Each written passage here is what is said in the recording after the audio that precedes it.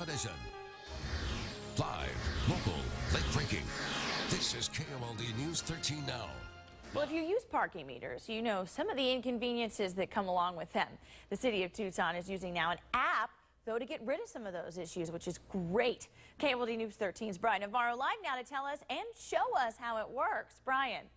Good morning, Emily. We're on the University of Arizona campus. This is one of the places, only 5 places, where they have these 200 meters or so. And you can tell what they look like because it's right here. This bright orange label that you see on the meter indicates that you can pay for it by app. And so this is what we're working with. Now, this is the app itself. It's called Park Genius.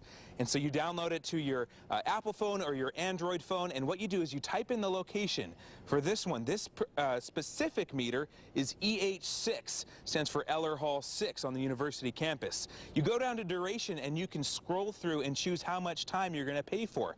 We'll just do 15 minutes for right now. So we go ahead, we hit Park, we hit Agree, and it might ask us to confirm.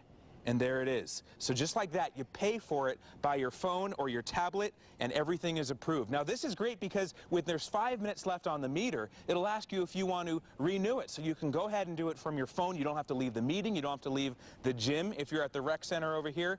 A whole lot of benefits for this. This has been in place for about a month with the city so far. It was created by 3 graduates of the Entrepreneur Program here at the University of Arizona. So 1 month it's been active. It's got another 2 months on the contract.